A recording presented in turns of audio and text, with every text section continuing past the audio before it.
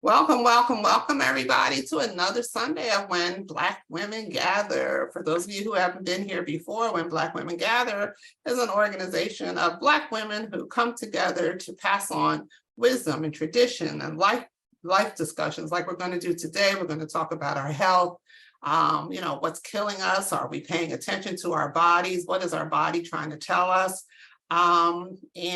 We have two wonderful guests today who are actually going to lead us in this discussion. Jackie Glass, I met. Jackie, when did we meet? Oh my goodness. Right before pandemic, Jackie had this wonderful program in Newark. And I just happened to be there. I didn't even know how I found out about it, but it was so positive. And that's where we've done a fundraiser for Dr. Green. That's where I met Dr. Green at Jackie's event. So, but Jackie does wonderful work. And I told you in a little email that I sent out that she reversed the prescription for herself. She reversed her situation, her health situation, by taking good care of herself and eating right. And she's going to share with us what she did. She's going to talk to us how she helps other women, specifically Black women, get to a healthy place. She hosts retreats. She does leadership academies for young people. She's just a dynamo. She lives in South Jersey, but I don't think, are you a South Jersey girl, Miss Jackie? Harlem, yeah.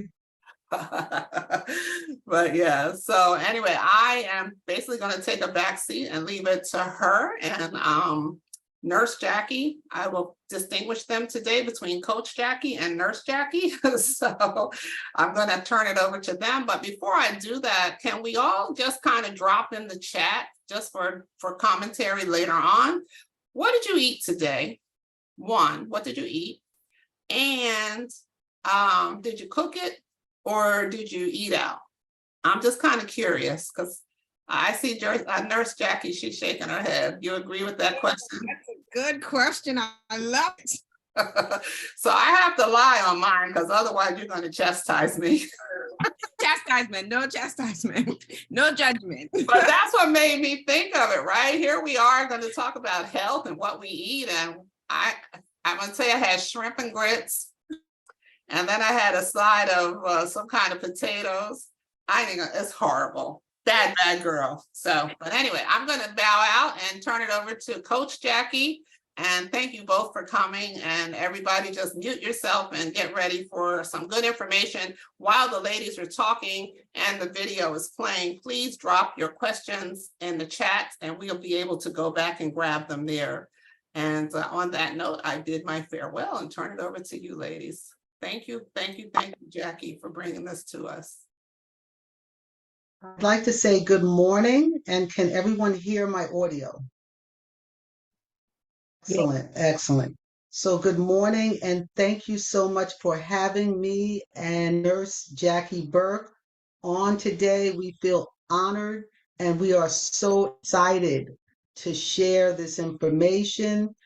This is the first audience that see a 16-minute sizzle reel of an upcoming documentary that will be the only documentary about the health of Black women. So we are so excited to debut this to this group. We will have a much larger viewing on July 12th, and we'll tell you about later on before we leave, but this is the first one. So y'all, I am so honored and privileged. My name is Jacqueline Glass. I just turned 60 years old on June 4th and had a wonderful celebration in South Jersey. No, I am not from South Jersey. I am from Harlem, USA. But after retirement, I've been a court reporter for 34 years. And after retirement, I moved to South Jersey because the cost of living was just much different than New York City. I moved right before COVID. And Helen was sharing that she came to an event in February 29th of 2020, right before COVID up. I hosted a health event with the mayor of Newark, New Jersey, in which 450 women were in attendance. And we were talking about the same things that we are going to be talking about today. So my background, I'm an ordained minister, a graduate of Princeton Theological Seminary with a master's degree.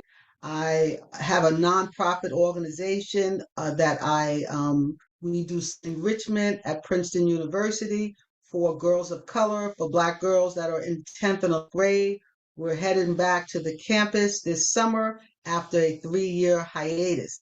I am the CEO of Sisters at the Well and the Girlfriend Getaway. Girlfriend Getaway is an organization, a group that we go to the last 2 years in St. Martin, 112 of us, and we've had phenomenal speakers like Jackie Burke and other doctors, yoga instructors, health enthusiasts, nutritionists, and we gather for about 5 days and we learn.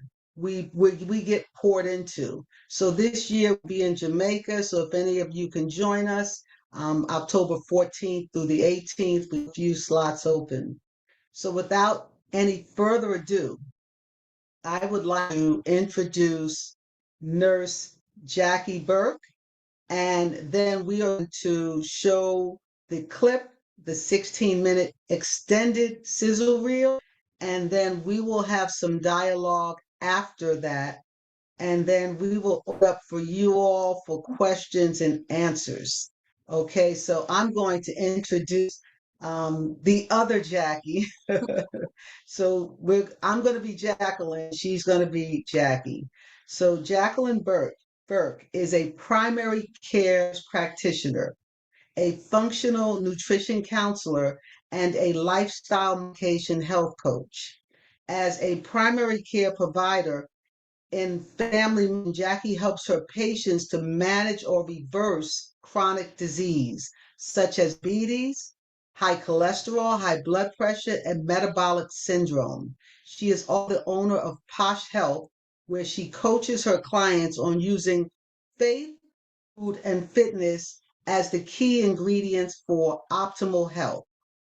Jack strongly advocates health promotion, disease prevention, and medical nutrition therapy. Whether caring for patients in underserved communities or servicing her health clients, Jackie takes pride in educating and empowering everyone to take control of their health and improve their quality of life. Jackie, woman of God, a change agent, a mother, a confident, and the architect of countless health transformations. So she expertise is in primary care, diabetes, high cholesterol, high blood pressure, I've said, and she provides nutritional counseling, family nutritional counseling, and the list goes on. So Jackie, I want you to just say a few words of hello, and then we're going to go right into the clip. I'm so excited. Jackie Burke. Hello, everyone. I am delighted and honored to be here.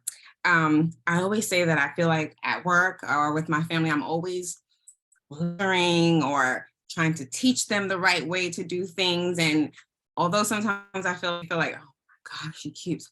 I love to come to the space when people voluntarily come, hear the information and get the education because I know that you want it, so I'm so excited to be here and to share everything that I know and to help change the paradigm of our perspective on our health as Black women. So I'm excited, and we can just start however you want to start, Jackie. So I'm going to ask Helen, are you prepared to share the video, or do you want me to share my screen and to locate it and share my screen? Yeah, Helen. you go ahead and share it, and I'll stop the recording while you put it up.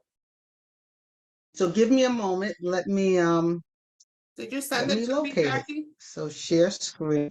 You sent me the 2-minute one. You didn't send me the whole one.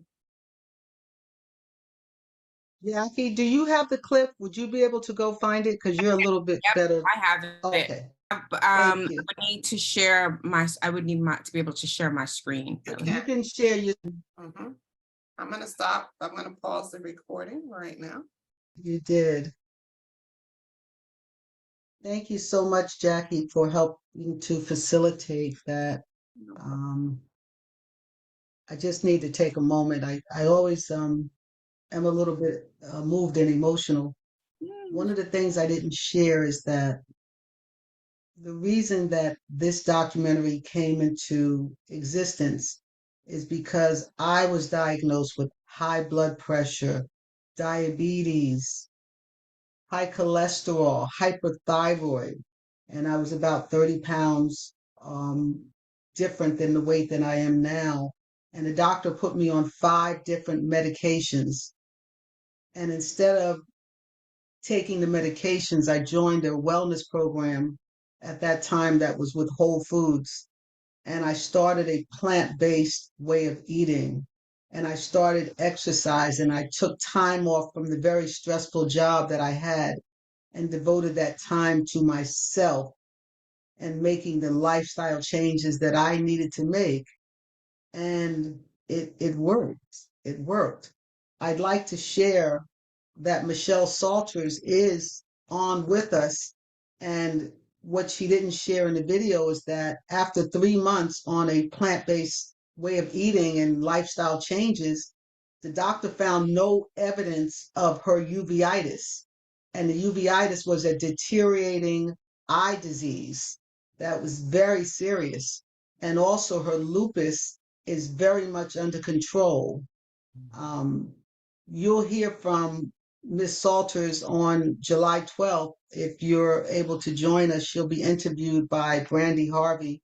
There'll be a Zoom webinar where we're going to officially launch what you all just seen, but you've seen it first. I'd also like to recognize that Charmaine Bradbury is with us, and she is the owner of a salt-free herb. This Black woman has actually reversed her high blood pressure by coming up with a product of herbs that contain no salt. It's called Betty Nicole's, and Charmaine has partnered with us at the Getaway, and we featured her herbs and her salt. She's a native, she lives in Atlanta, she's a native of Chicago, and I want to welcome Charmaine Bradbury and share. You can put in the chat, Charmaine, how the folks can order your herbs if they would like to, or just, show something about it. But it has no salt, and she reversed her high blood pressure with that. So I want to now start our conversation because I want to leave time for questions. We have a Q&A with Nurse Jackie Burke. And I'm going to start that now, asking questions. And I want to leave us time so that you all can ask questions. So, Nurse Jackie, what does it mean to you to be a family nurse practitioner who also works in your community? And if you don't know, Nurse Jackie can prescribe prescriptions.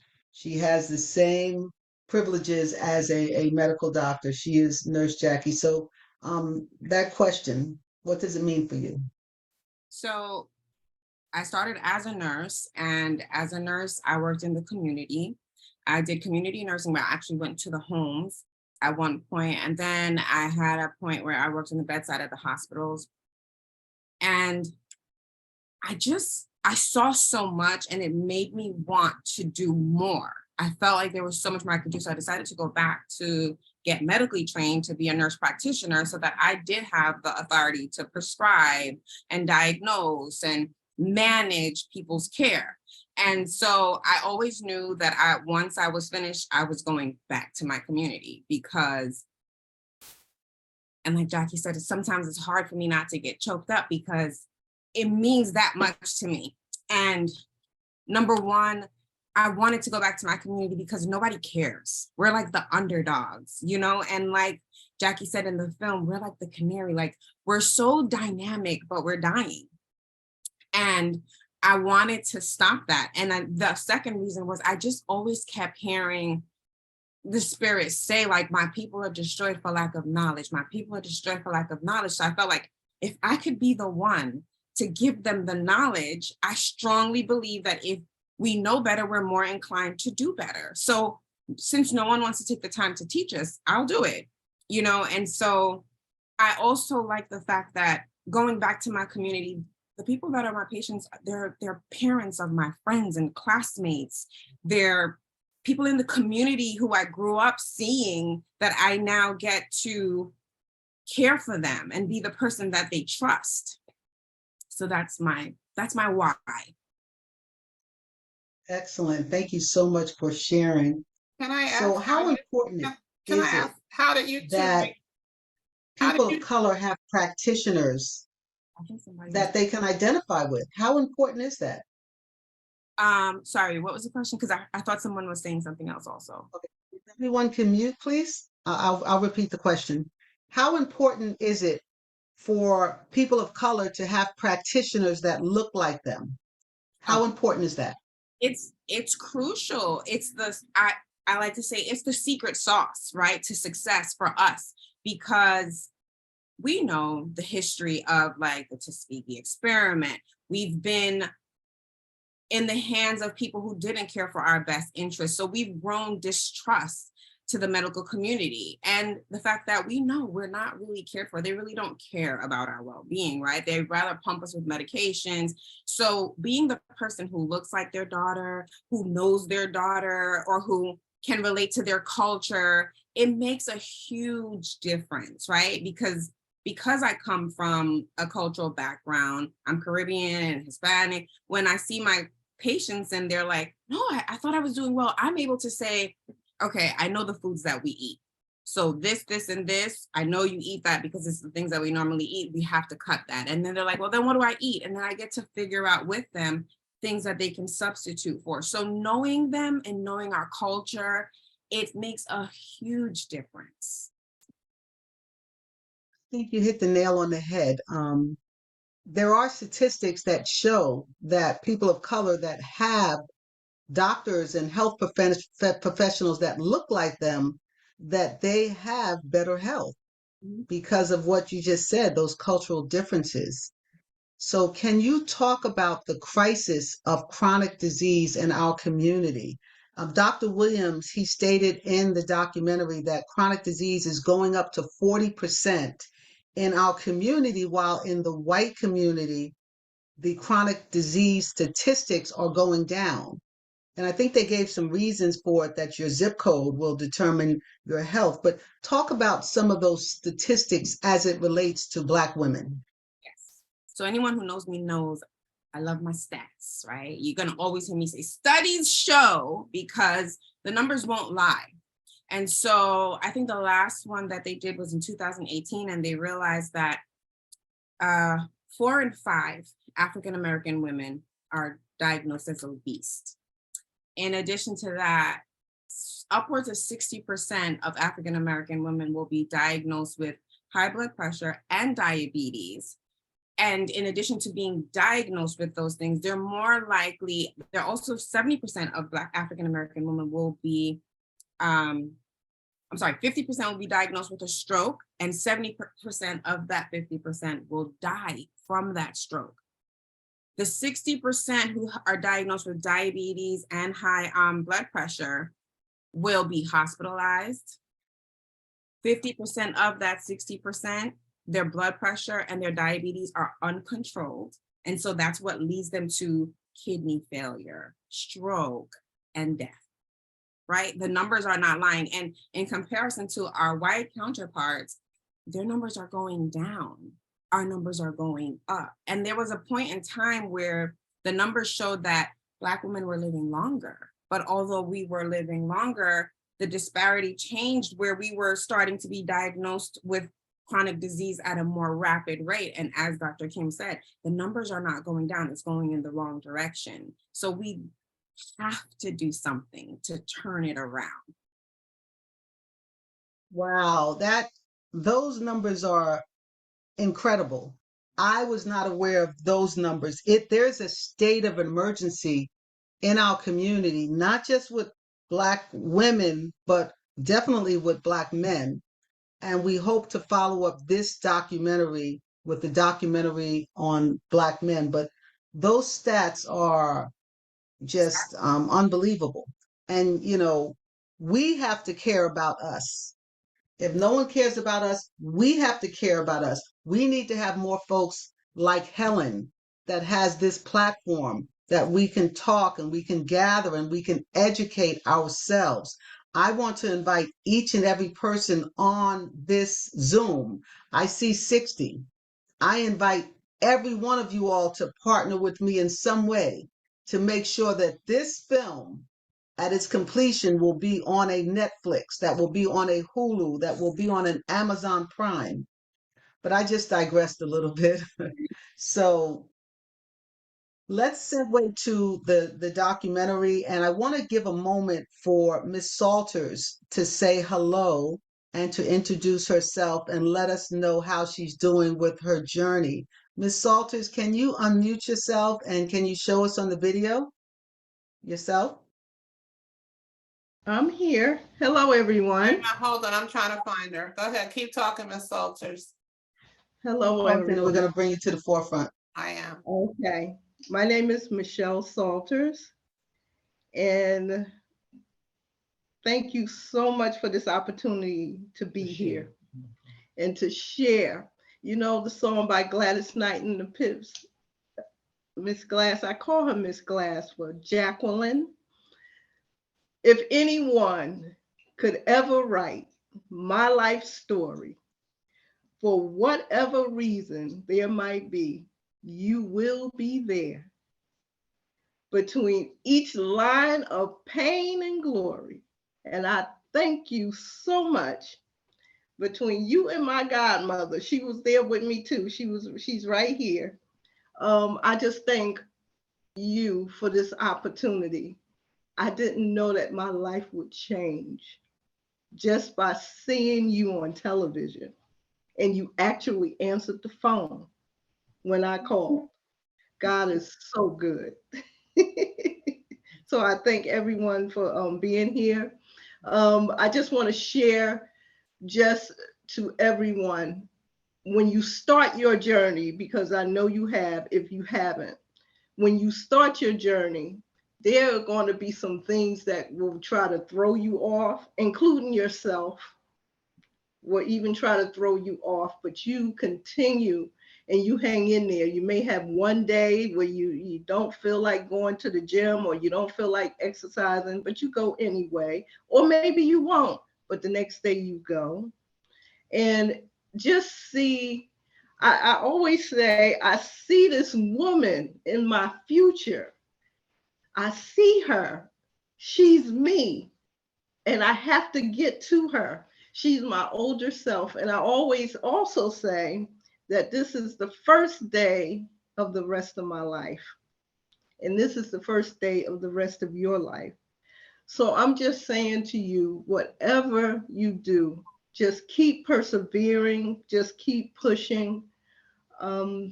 You're going to get some things. I just lost my son. Let me tell you something. That was something that just blew me out of the water, knocked me down mentally, physically, emotionally. A lot of things will do that to us. And it was hard for a minute there. I still saw the person in my future, but Lord, I had to get back up again just to move forward. So I'm just saying obstacles will be in your way, but you get back up. Always get back up and know that when you get back up, that will be the moment, the minute, or the hour that is for the rest of your life and toward your future. That's what has me going. So I just, like I said, I thank everyone for giving me this opportunity. I thank you, Miss Glass. I thank you, nurse practitioner Jackie. You're wonderful. All of you are wonderful. I met new friends. That's another thing. You'll meet new people in your life. God will bring people of like minds, like spirits, just right there to support you. And it is just absolutely wonderful. If you stay in the same place, you're going to get the same results. But if you start doing positive things for your life and for your body, and listen to your body. I've lost the 35 pounds, but let me tell you about that. Now, I guess I look at the film and I said, oh my God, I was that big. I couldn't believe I was back. I was rolling out that big. And I said, I can't believe I was that big. But look at yourselves in the mirror and all the glory that God has given you, and be realistic about it. And let yourself know you got to get this weight off of you because it is unhealthy. So what I have learned since I've lost the weight, so the weight is a little looser now, everybody. It's a little, I feel it. I feel it's not loose, but I just feel it now. You know, I guess I was tight. I was heavy and tight with it. So it's not so tight. So now even more toning has to come along. I have to tone more now. And then get back with Nurse Jackie about the metabolism, because this stomach don't want to go anywhere. So we have to get with the metabolism thing. So, but you know what? And I was losing inches. Remember Miss Glass or Jacqueline, I'm sorry. I was losing inches, but let me tell you something. I embrace my inches now because I realize I'm older. I'm 61. It was a time when I was able to walk from here to Newark in 3 months and lost 50 pounds, just like that when I was younger. But not now. That doesn't happen. But the inches I embrace, and that's what I'm doing. I lose inches faster now than I lose the pounds. But don't get discouraged with the inches, because that's 1 inch more to your future. So just be encouraged. Don't be discouraged. And everything, have a positive mind about what you're doing. So God bless all of you. Thank you. Thank you so much, Miss Salters. Thank you so much. You're I welcome. think you're gonna need your own segment because you were dropping some jewels in there. You're dropping jewels in there. And I want to offer my sincere condolences for Miss Salters. Earlier this year, she lost her son who had a massive heart attack. He was 42 years young, 42. And you know, we need to follow up this documentary on Black male health. We really do. We have a guest who is ear hustling in, Dr. Daryl Sims, and he's going to be on that team for that documentary for Black male health. So he's ear hustling. So you all just in the chat, just put a little wave to him, but he's listening in. So we're going to continue with our questioning. So, Nurse Jackie, how has it been working with Miss Salters, her journey, her progress, her success? Talk about that. So, first of all, she's just so easy to love. Like, she's just so easy to love, right? Who are And you? God, mommy. So what I loved about working with Miss Salters was she understood. You know how they say she understood the assignment? She understood the assignment. She understood the severity. She understood the seriousness of it. She understood the discipline it required, the dedication it required. She understood that it wasn't going to be easy, but she made up her mind that no matter what, I'm going to do it. And even in the beginning when it was uncomfortable for her, right? It wasn't comfortable initially, but after a while, she started to enjoy it. Like, I sent her recipes of like plant-based foods, and she started to make so much progress with it. She would send me pics. She would like set it up nicely on the table and display it like it was at a restaurant and send me pictures of it. And I'm like loving it now, right? She made it to the point where she started enjoying it and liking it. And then she included her granddaughter in it and her godmother in it. So she really started to make it her lifestyle, and she was just determined to fit it in however she could. So that, I think, was her secret sauce of her success, you know. And like she said, there were things that came along that knocked her down, but she just, let me take a moment, let me work through this, but I'm going to get back up because nobody's going to do it for her but her. That's right. Yeah, Thank you. Thank you. is. So we are going to now get into some serious questions. We have been with serious questions, but we know that food can be medicine, food can be healing, food can be things that bring nurture and nurture our health. But Nurse Jackie, tell us what foods can harm us. Give us a short education on, what foods will harm us. So I love how you pose the question, what foods will harm us? Sadly, it's the standard American diets, right? The initials are S standard, A American, D diet, SAD. And it's so appropriate because it's sad. The diet is sad. It's everything that we eat on a daily basis, right? It's the bacon, egg, and cheese for breakfast. It's the bowl of frosted flakes for breakfast. It's the pizza for lunch. It's the burger and the fries. It's the oil. Majority of the things that are on the shelf are not good for us. It's loaded with sugar, it's loaded with salt, it's loaded with saturated fats, right? These are things we need to learn how to read the food label on the items on the shelf, because then if we know better, we're more inclined to do better, right? It's the things that we think are okay and normal to eat every day. It's not. It's not. That's a shock for everyone, because then it's like, so what am I supposed to eat? And there's plenty of things to eat, but it's not the things that we're eating every day. Otherwise, let's connect the dots, right? We're eating these things every day, and the stats are showing that we're dying, and it's leading to all these problems. So there's something there that makes sense. Excellent. Thank you for that. I'd just like to take a moment and ask Ms. Helen to add Charmaine Bradbury to the screen. Charmaine, if you could just share just for a moment about these life-changing herbs that you have. Hi, Charmaine. Yes, good to see you. Hi, happy Sunday. How you ladies doing? So I wasn't prepared, but I'm Charmaine Bradbury.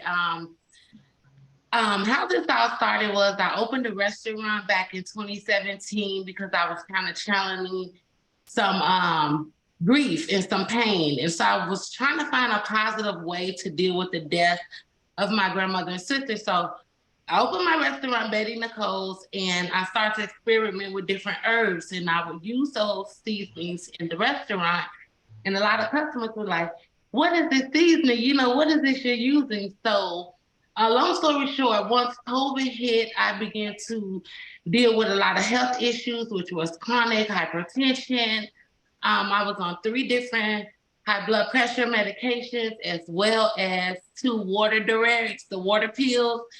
And I guess the stress from grief, running the restaurant, and just hereditary issues from my family, I began to suffer and get near like stroke symptoms, ER visits, etc. So I went on a journey to figure out a way to make food taste good without salt, basically. And so Betty Nicole's Salt-Free Collection was born. And for a while, I would just sell the seasonings, and then I had to start using them myself. So once I began, maybe 2.5 years ago, I just started using only my seasoning when I'm preparing food.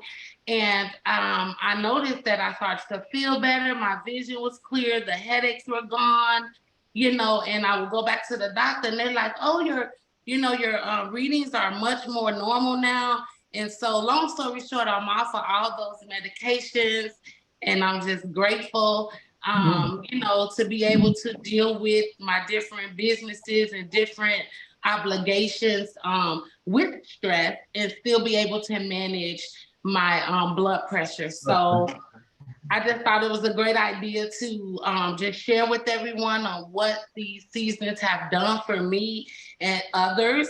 and that they're amazing. They taste so good. You know, it's you almost don't even miss the salt. And I know there was a lady in the comments that mentioned something about including iodine. So I'm no physician, and I always ask, and it's on my website, that you always consult with your physician.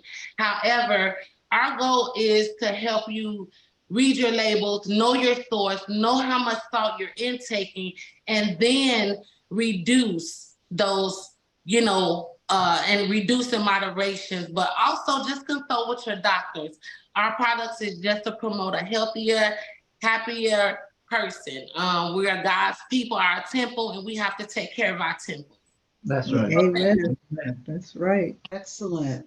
Charmaine, someone asked, can you please post your how to get to your herbs? Post that in the chat.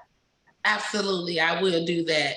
So you can find us on Facebook and Instagram. We're very social. We're on Twitter. We're on TikTok, Betty Nicole. And also I'll post the website, which is www.bettynicoles.com. And again, I'll spell that out for you all in the chat. Thank you so much, Charmaine, and can't wait to see you in Jamaica in October, because you're bringing your husband. I understand you're bringing your husband this year, but can't wait to see you again. So we're going to continue on with our interview of Nurse Jackie. So let's get some good news, and let's get some, where do we go from here? Wherever we are in our health journey, Nurse Jackie, what can we do today to turn our health around? Whether we're on medications that we want to come off on, whether we have a chronic disease and we want to start the trajectory to reverse our chronic disease, whether we want to prevent any chronic disease, whether we just want to lose some weight, or whether we just want to take care of ourselves. There's nothing wrong, but we want to live healthier and we want to live longer. What can we do right now? God said, I'll give you long life. Okay. So I'm just jotting them down really quickly. So the first thing I would do is mindset, right? First, we need to be more conscious. Like Ms. Salter said in the documentary, we need to be more conscious of what we're eating. Although the standard American diet is, it's around us, it's in every store, it's in all the restaurants, and we're surrounded by it.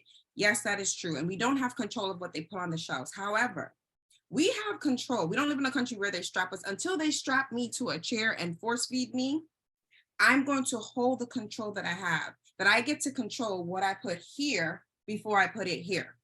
No one can take that from me, right? So I need that mindset.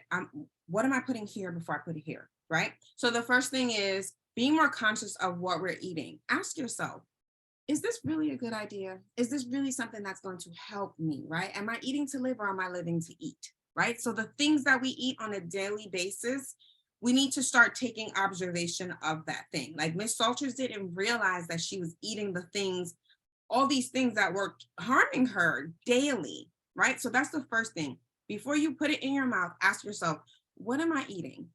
What's in it that's good for me and what's in it that's not good for me, right? And I understand you're probably going to need guidance as to understanding what is or isn't good for you. And I get that. But just the mind shift alone of being conscious of what you're eating is the first step, right? And knowing that I don't need to go to a fast food spot. Like Dr. Bernard said, they target us based on our zip code, right? There's a Popeyes and a Dunkin' Donuts and a Burger King and a McDonald's. Those are not breakfast, lunch, or dinner options anymore. From this day forth, that's not an option, right? Second, I would say exercise. Exercise. In the stats, it also shows that although we are leading in chronic disease, we are 20% less likely to be physically active or do any fitness activity on a daily basis. That's something that has to change. We have to incorporate some kind of fitness routine in our daily activities of living, right? Maybe you don't know how to exercise. Go for a walk every day. If you have diabetes or cholesterol or any of those things, after you have your early evening dinner, which I'm going to go to on the third point, you go for a walk. And you'll see how you feel so much better before you go to bed. And it burns calories that you just consumed before you go to bed at the end of the night, right? Maybe you can't do it in the evening, do it in the morning. Figure out, I want you to figure out ahead of time. This is my schedule. Mondays I do this, Tuesdays I do this, go through the day. What slot of time can you say to yourself, you know what? Instead of sitting on my phone and scrolling, instead of sitting and binge watching, I'm gonna take that time and go for a walk at the park. Or I'm going to take that time, buy a jump rope from Amazon, go in my backyard and jump rope in my backyard. That's the time that I can take 2 gallons of water and just swat with the 2 gallons of water. Get moving. Movement is medicine. Just like good food is medicine, movement is medicine. Third, we should not be eating late at night. If you go to bed at 9, 10. First of all, you should be going to bed at a decent hour, right? We need sleep. Sleep is the time that your body rebuilds and regenerates cells and heal muscles, and it regenerates your body so that you wake up and you're feeling like, okay, good, I have what I need to go through the rest of the day, right? So sleep is crucial. Sleep deprivation, they said, can take off 6 years of your life. Sleep deprivation. Now, trust me, I understand I struggle, right? But I make a conscious effort that I should not be up after 11 o'clock. Does it happen sometimes? Yes. Do I do that every night? No, I make sure that I make a conscious effort to get in bed at a certain hour so that I at least get 6, 7. Ideally, you should be getting 8 to 9, right? But if I can get at least 6 to 7, 7 ideally would be great for me. Are you aware of how much sleep you're getting? Lack of sleep also builds cortisol hormone, which is your stress hormone. You know where cortisol hormone goes? In your belly. The pouch, the pooch, the muffin top, that's cortisol hormones that build up in your belly, right? It creates visceral fat. That's where the stress hormone, cortisol hormone grows, right? So you have control. You can start dictating, okay, I'm going to incorporate more sleep. And you can't make up for sleep, right? You can't say, oh, I only slept 5 hours. I slept 8 hours last night. So today I only sleep 5 hours. If you missed the train on that night, you missed the train. You got to start from scratch the next day, okay? Now, great. We have, what did I say? The foods we eat, getting physically active, sleeping. And then the next thing I'm going to say is incorporate a sense of intermittent fasting. Now, I'm very careful when I tell people to intermittent fast because people with chronic disease cannot just get up one day and decide that I'm going to fast and do it your way. No, you need to be monitored. You need someone to help you do it who is a professional, who knows what they're doing to help you fast safely. But one of the safest ways to intermittent fast is to fast for 12 hours at least. Again, you're going to end your meal early and you're going to give yourself a 12-hour gap until the next morning before you eat again. You should not be eating, you should stop eating 2 to 3 hours before you go to sleep. And you shouldn't eat again until 12 hours later, right? Have you ever eaten late, go to sleep, and you wake up tired?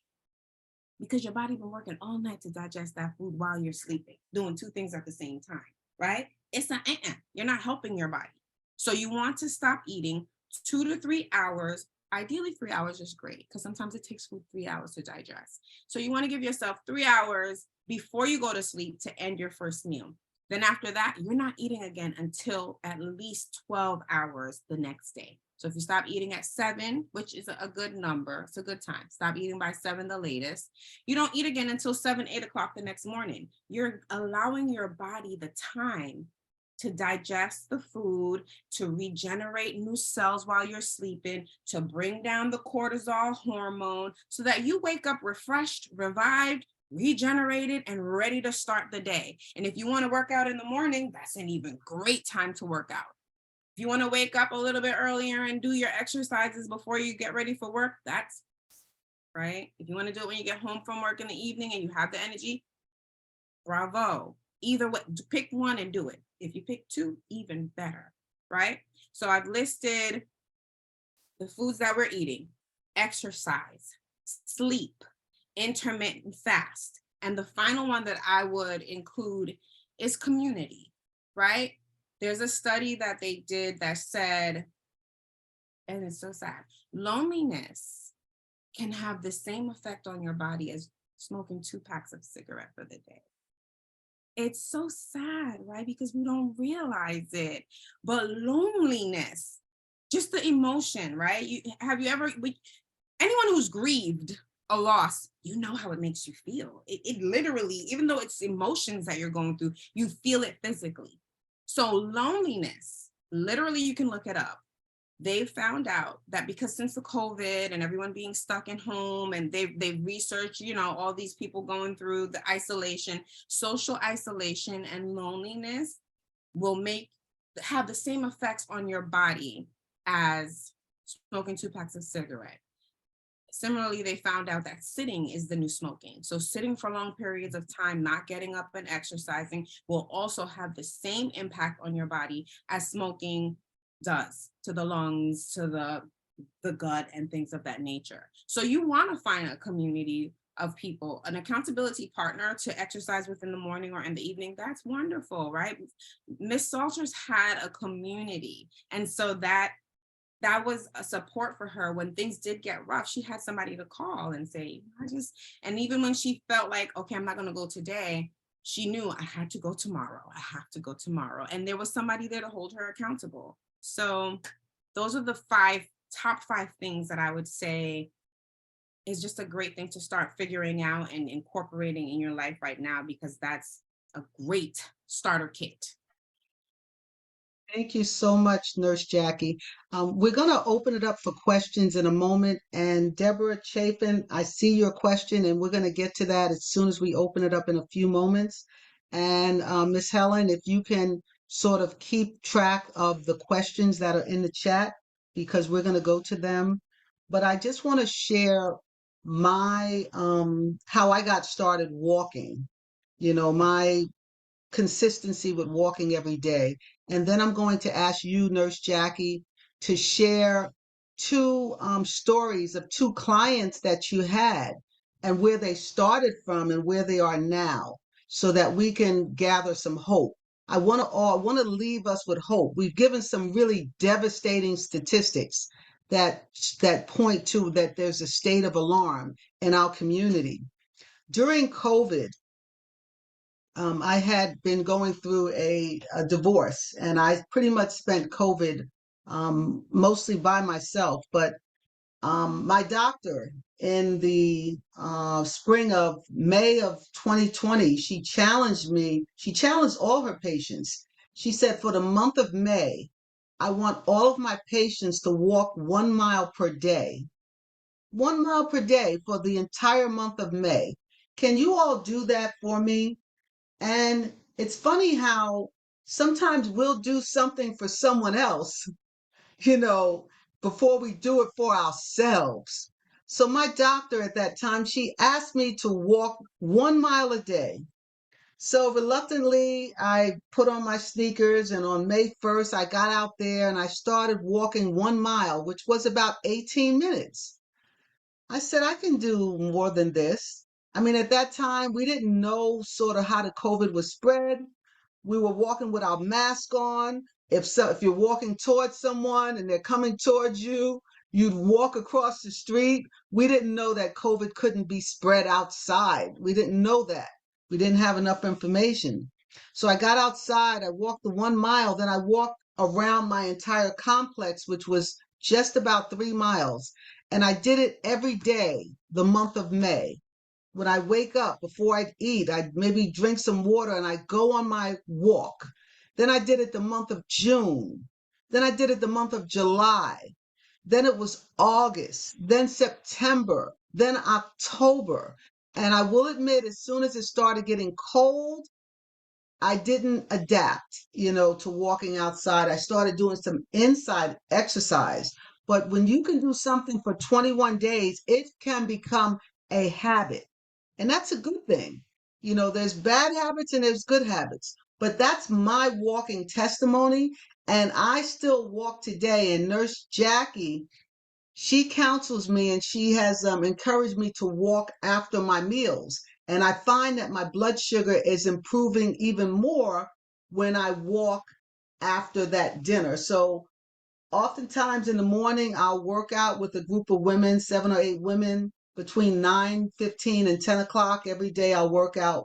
But in the evening, I go back to my walk. And after I eat my last meal, I will go walking and do my 3-mile walk. And then when I take my blood sugar, because I usually have a continuous glucose monitor on my arm, my blood sugar is under 100, which is really pretty good, from just that. And also, she tells me to drink a tablespoon of apple cider vinegar, which I haven't really been compliant, Nurse Jackie. I got to get more compliant with that.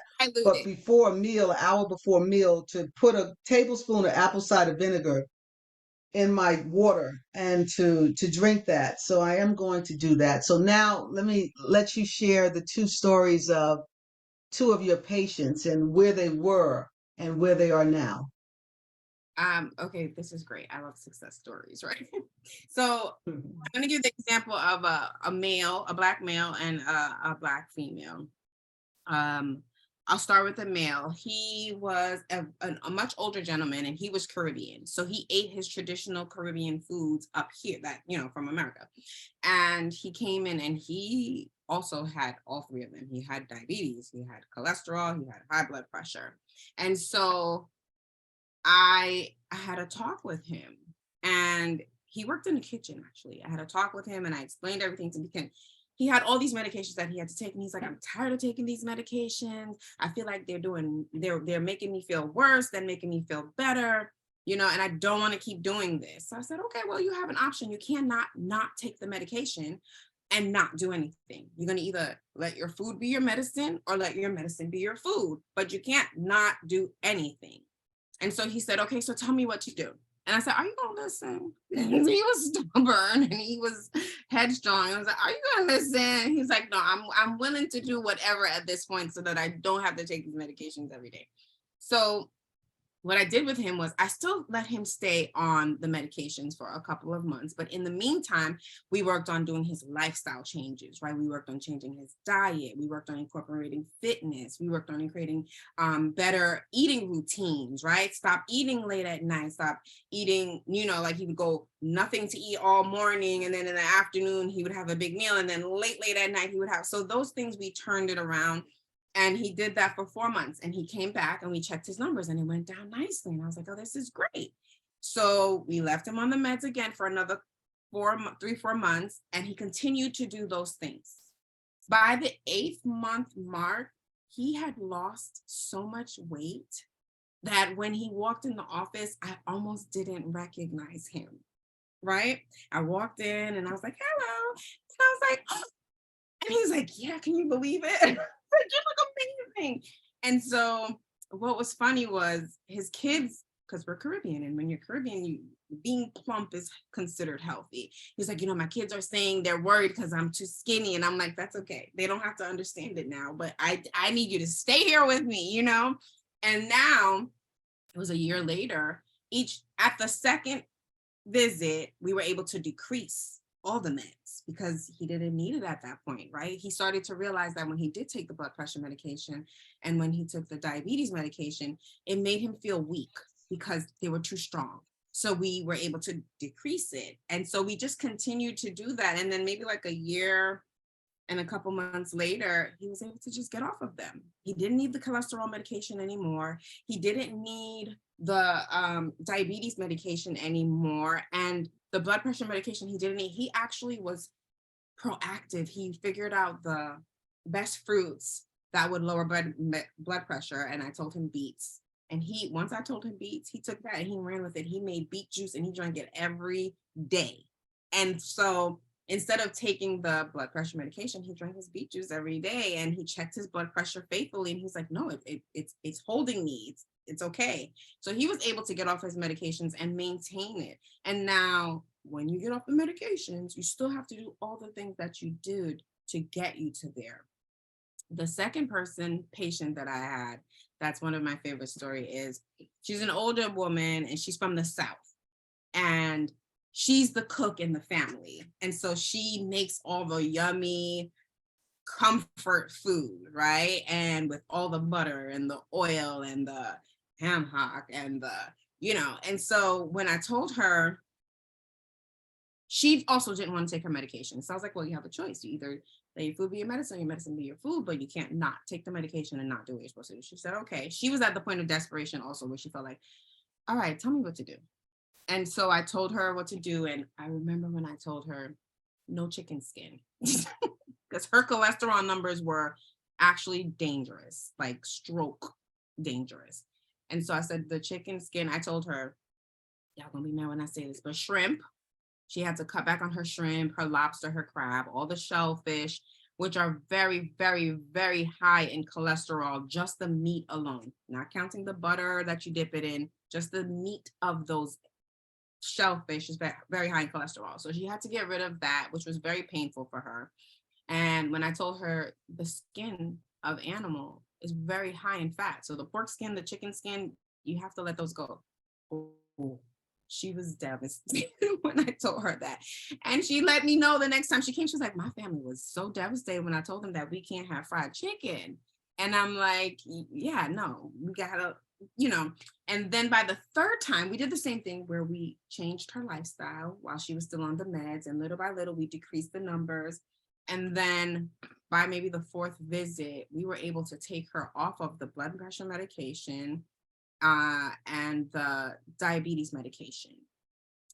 The cholesterol medication, we kept her on for a little while because it was so high. We just wanted to be sure because we didn't want her to get into the clot area, but she was still able to get off so many other medications. And she was just so happy. And then after a while, she's like, now I actually cook better for the whole family. By the time she went to Thanksgiving, she revamped the whole Thanksgiving dinner. And she was so proud of herself. And she said they actually liked it. It was a change, but they liked it. And so those are the stories that I experienced. And I'm like, it's worth it. It's so worth it. Thank you so much, Nurse Jackie. I want to get to our question and answer, but before I do, I saw something in the chat. Someone asked, can they get access to the video? And the answer is no. They cannot get access to the video, but you can see the video again on July 12th. So I'm going to put in the chat. Uh-oh, what happened? Oh, I lost the Zoom. Did you? And we see you. Yeah, you're here. Oh, you You probably guys see me? Okay. came out Hold on, yeah, I lost the Zoom. I was trying to type something. go to look for the icon for Zoom.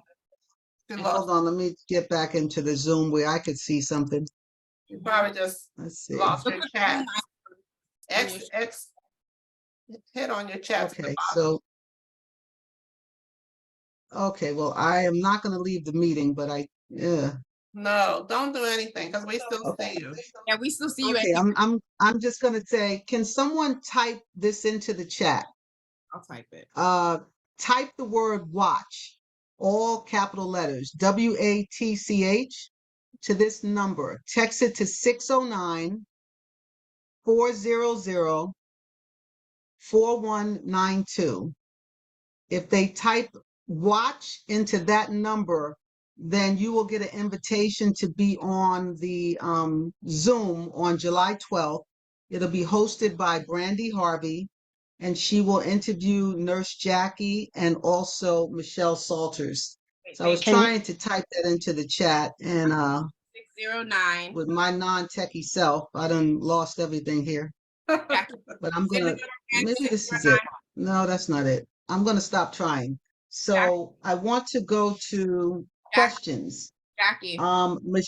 Michelle, I'm sorry, Deborah Chapin has a question. So if you can address that. She works at night.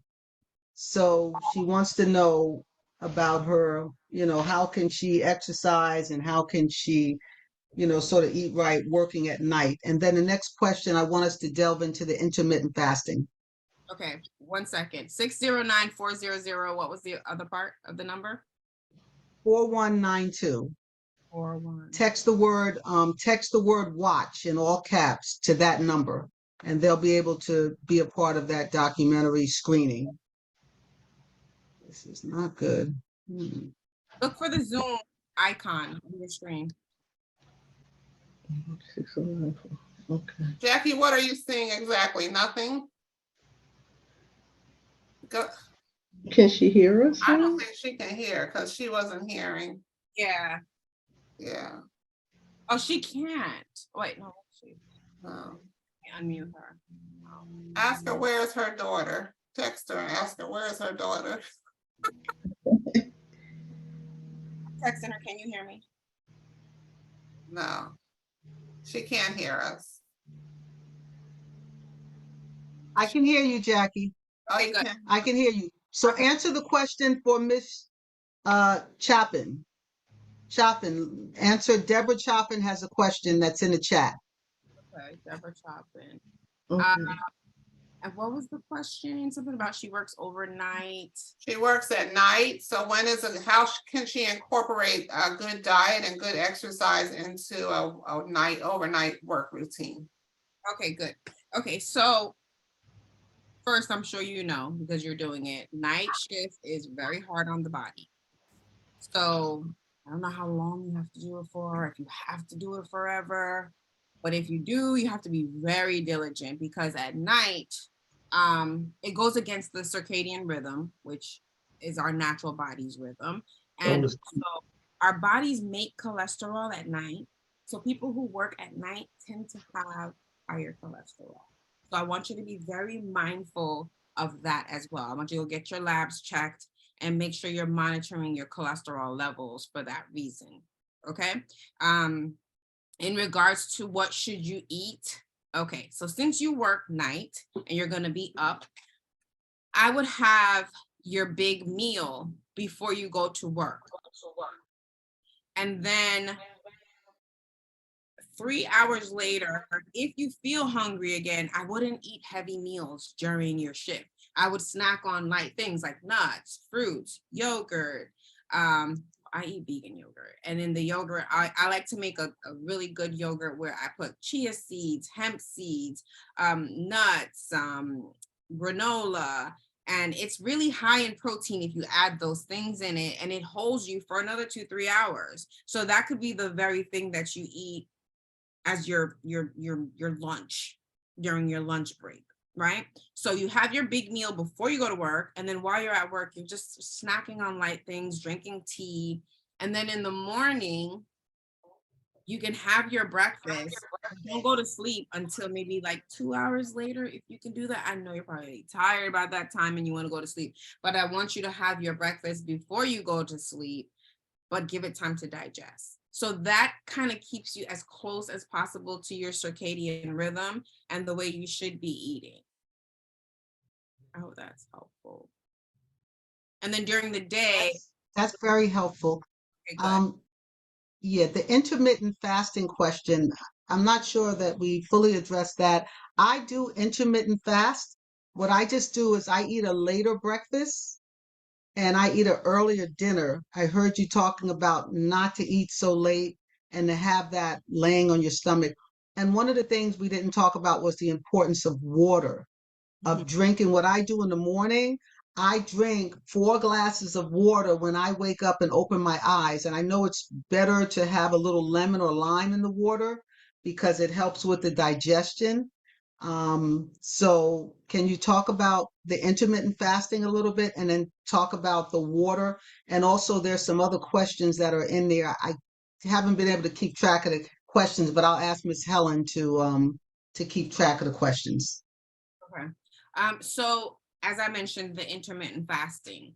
Intermittent fasting can be very helpful. And the reason why I say I'm very careful when I tell people to intermittent fast, because if you have a chronic disease and you're on these medications and you're diabetic and you decide to intermittent fast and you go for too long, you could go way left and put yourself in a dangerous situation. So I want it to be done safely, which is why I like the intermittent fast overnight, because you're sleeping and that is the time that you shouldn't be eating and you should be fasting. So it's a cheat.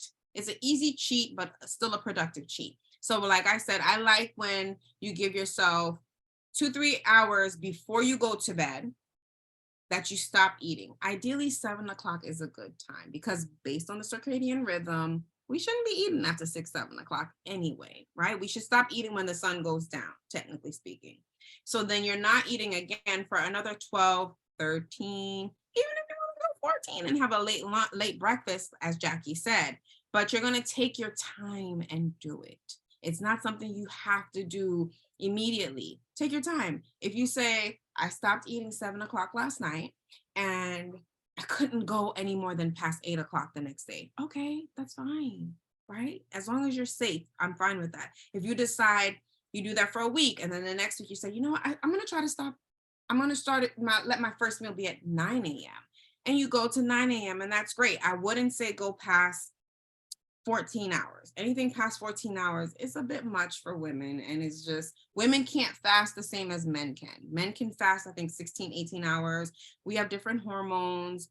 So women shouldn't fast as long as men do, unless you're doing like a spiritual fast and you're doing it for a certain set of days, or you're detoxing and you're doing it for a certain set of days, that's different. But on a daily basis, you need at least minimum that 12-hour intermittent fast overnight to give your body a break. When you break your fast in the morning, I always suggest that you wake up, you get a warm cup of water. I use a soup bowl mug, like my mug is huge. And I alternate between apple cider vinegar and lemon. And that's the very first thing that I drink in the morning when I wake up, because it's a great way to, even fasting all night, your body's dehydrated. It's a great way to hydrate your body. And the acidity in the apple cider vinegar and the lemon it acts as a buffer when you drink it. So it goes in and it buffers the stomach acids and gives you a great gut environment for your first meal. And Jackie mentioned drinking apple cider vinegar before each meal. I love that hack, whether you're diabetic or not. If you're diabetic, then it's magic. Kid you not.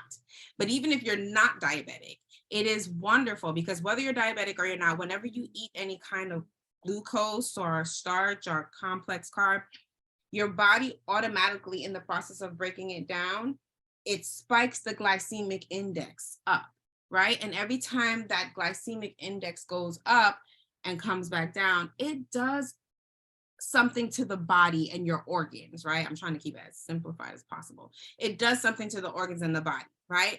Which is not a good thing.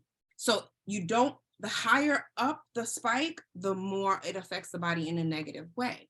But if you can decrease the spike, which is natural, you're allowing your body to have a more natural process of digestion.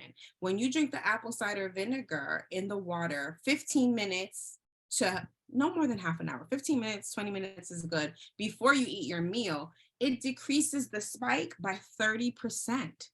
That's wonderful. Whether you're diabetic or you're not, that's great. It decreases that spike by 30% and allows your body to take the food that you're about to eat and digest it properly and distribute it properly, right? And so it kind of works like insulin for people who are diabetic, which is one of the hacks that I give my diabetic patients who are trying to get off of the meds. Did I answer all the questions? Thank you so much. I just want to give a shout out to two members that are on my team. Michelle Burgess, she was very instrumental in helping with the Girlfriend Getaway last year. And also Sandy Harris, who is helping us to get some funding for the Girlfriend Getaway for some of the ladies that may not be able to afford to come. We're looking to get funded, so she's been helping. So I just want to give a shout out to Sandy Harris and to Michelle Burgess, and thank you all for being on. Michelle, I think both of them, they attend pretty regularly to when Black women gather. So I did see a couple of questions. Deborah Chapin, she talked about when should she work out since she works overnight. And then there's another question, which I have to go back up the chat to, which talks about how much ACV in your water, and I'm not sure what ACV is, but so you can answer those questions. Okay, so And vitamin D, there's a question here too about vitamin D.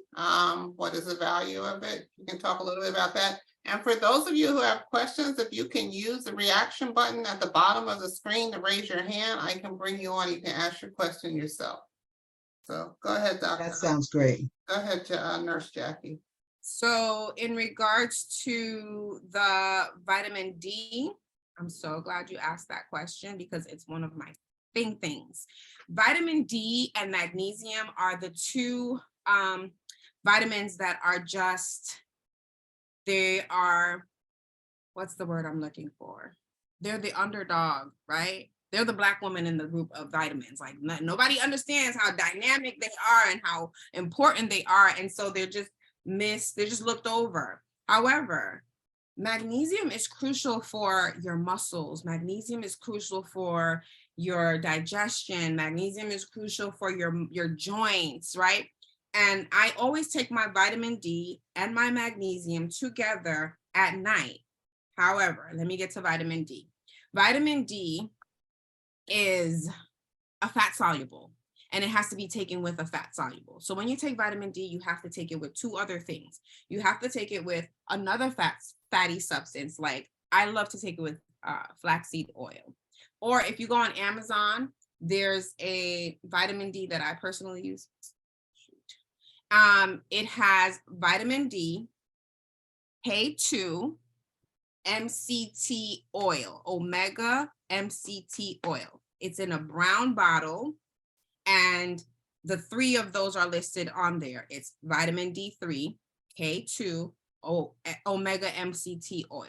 The reason why I love, I wish I thought of it. It's genius, right? To put it all in one bottle, because you need all three of those things together. The fats, the MCT oil is an omega, and it helps the vitamin D to digest and break down properly. However, the K2 is very necessary when you're taking vitamin D because it helps in the absorption, but it also helps in the distribution process, and also making sure that whatever residue is left over that's not necessary, it doesn't stay in the walls, right, of the lumen, the walls of the vessels. It makes sure that it goes out. It uses the good stuff and gets rid of the bad stuff, right? That could lead to problems.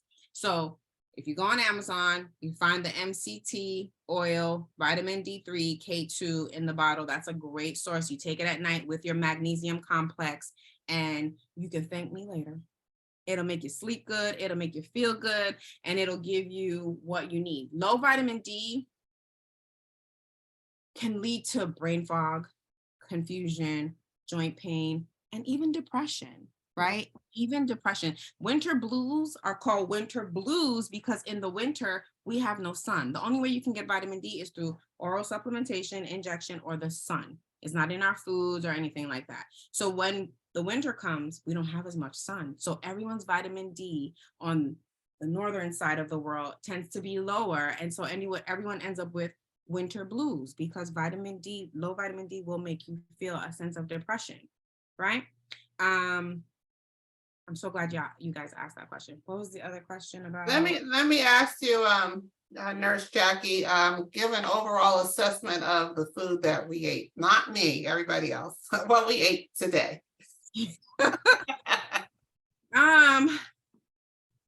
So I noticed someone said they had like frozen egg and spinach omelet. I want you to look on the box of that frozen egg and spinach omelet and see how much sodium and saturated fat is in it. That's a question I want you to ask yourself. And you might not know what's good or what's not, but I want you to see if it's over, like the sodium is over 200, you know, that's a lot. If it's any kind of saturated oils, in regards to oils that we're eating,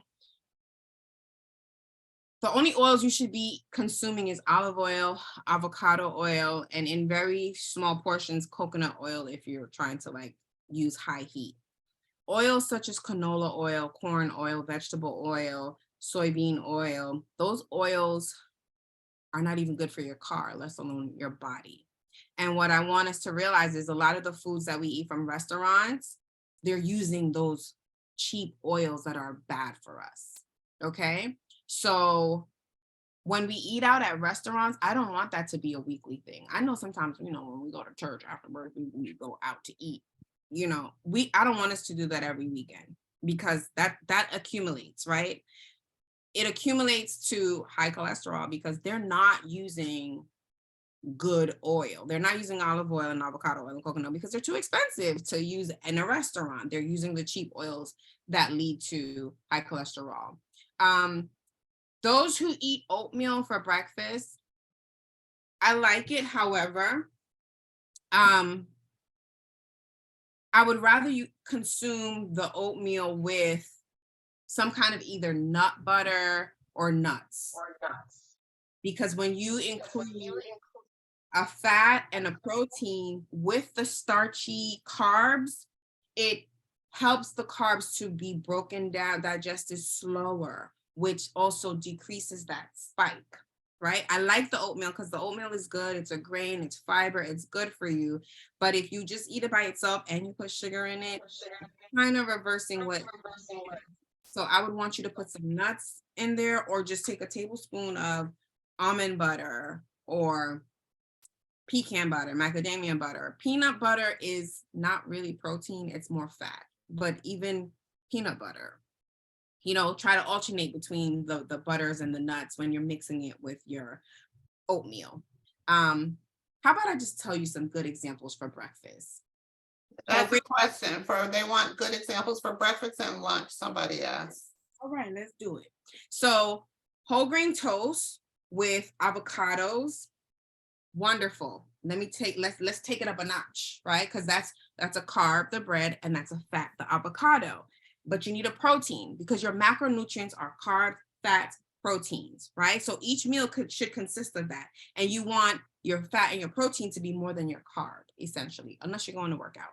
So I love what's called hemp seeds, right? Hemp seeds is a plant-based protein. I am plant-based. I don't eat meat. So I have to be very clever in how I incorporate my protein in my meals. So hemp seed is my favorite go-to because it has no flavor. So I can put it on a sweet dish, I can put it on a savory dish, and it doesn't matter. I'm getting my protein in. So I will put hemp seed, I'll sprinkle 2 tablespoons of hemp seed is equivalent to 1 egg of protein. So I will take a tablespoon of protein and sprinkle it on each slice of toast. That's 2 tablespoons of hemp seed. That's my protein, that's my fat, that's my carb. If you like avocado, whole grain toast, and the hemp seeds. If you want and it's also really good to start your first meal as something a little more savory than sweet, because then throughout the day, you don't have that sweet craving. When you eat something sweet, you're automatically gonna crave more sweet. But when you eat something a little savory and it has protein in it and fat, it tends to curb your taste buds and your appetite a little bit more. So in addition to the avocado toast, like I said, the oatmeal with the hemp seeds and the scoop of nut butter, that's great, right? And you have your fat from your nut butter, your protein from your nut butter, and you have your starch, your carb from your oats. I do not want you to put cow milk in there, but I understand some of us going to take some time to let go of the cow milk and the cheese, but start the process of letting it go. Go for your coconut milk, your hemp milk, your cashew milk, your flax milk, your pea milk, rather than the cow milk. And I don't like almond milk. Europe took it off the shelf because it's about 2% of almond and almond milk. What's the rest, right? I think those are good. If you do eat egg, I don't eat egg, but if you do eat egg, you can have a egg white omelet with some spinach, but make it yourself. Don't buy it from the freezer. Don't take it from the box in the freezer because we don't know what they put in there to preserve it, right? Or you can have a boiled egg with avocado and a slice of toast. Is that good? That's for breakfast. For lunch, I would say quinoa. Quinoa is another one of my go-to, just like chia seeds. Oh, yogurt. I get vegan yogurt and I'll put chia seeds, a tablespoon of chia seeds, 2 tablespoons of hemp seeds, some granola, and I make it the night before. And I will bring it with me to work because I'm very busy and sometimes I don't get to sit and have a long lunch, but I'll take that and it's jam-packed with protein and fat and I can eat that and it holds me for a couple hours, right? So that's a good snack, or you can have that for breakfast or you can have it for dinner, because the rule is You eat like a king for breakfast, you eat like a princess for lunch, and you eat like a pauper for dinner. Your last meal of the day should not be heavy. It should be your lightest meal of the day. Your heaviest meal of the day should be for lunch so that it takes you through the rest of the day, right? So for lunch, I usually love quinoa. I make a big batch of it in the beginning of the week. And it's very easy to make. You take your cupful of it or 2 cups of it and you boil it with just a little bit of water, or you can boil it with broth. I use veggie broth and it looks just nice flavor. So then some days I'll have the quinoa with some beans, and some other days I'll have the quinoa with like chickpeas. You know, I make different beans because your beans are very high in protein as well. And I'll bring that with me for lunch. I'm not eating like, you know, gourmet food every day. I'm eating the necessities that I need to get me through the day, because I'm not eating to live. I'm not living to eat. I'm eating to live. I'm just eating to make sure that I've given my body what I needed. If you want to go and celebrate every once and indulge, okay. The 80-20 rule is if you're doing 80% of the time the right thing, when you cheat and party the 20% of the time, it will not put a dent in your 80% because it's solid and it's your foundation, right? So I like brown rice as well because it has a little bit of protein in it. So you can do brown rice and your beans. If you eat meat, I would stick to your fish and your chicken, no skin. Grill it, bake it, saute it, don't fry it. And then for dinner, you can have your salad. You can have, what is it called? Zucchini noodles, sauteed with a little bit of olive oil, garlic powder, onion powder. I like to sometimes, in the summertime, I'll have more like a smoothie bowl for dinner because it's hot and I don't feel like being bothered. But in the wintertime, if I want something, I like brown rice pasta. Instead of the white pasta, there's brown rice pasta. You can saute that with some olive oil and some vegetables, and that's a nice hearty meal that you can have for lunch as well. Is that good? Is there anything else? Jackie, that's great. Can I just jump in here because I just want to just share a short testimony. When I came off all these medications, there were 5 things that I took out or greatly, greatly reduced out of my eating plan. And I'm saying this because these 5 things, everyone is not going to reduce them. They're not going to take it away. But if you're a diabetic, if you've been diagnosed with diabetes and you want to reverse that, these are the 5 things that I learned that I needed to eliminate or greatly reduce. And I'll tell you what they are. First of all, it was meat. It was meat. I just stopped with the meat. Am I a vegan? Am I a vegetarian? No. I am a nutritarian. I try to eat food for nutritional value. And that 80-20, it sticks in because there's some times that I'm going to have a piece of chicken or I'm going to have a piece of turkey. But 90% of the time, I eat clean. So meat, I eliminated immediately out of my eating plan. The other thing was dairy. Dairy, I eliminated out of my everyday. No milk, no cheese, no butter.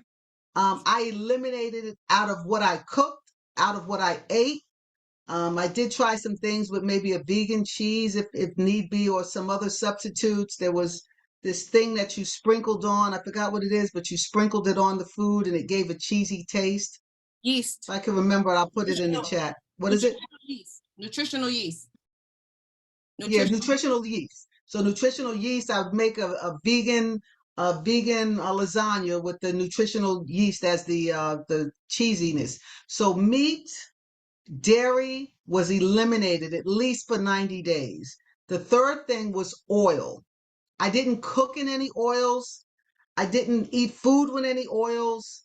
I didn't buy any oils, whether it was olive oil, whether it was coconut oil. I actually learned to make home fries with a vegetable broth.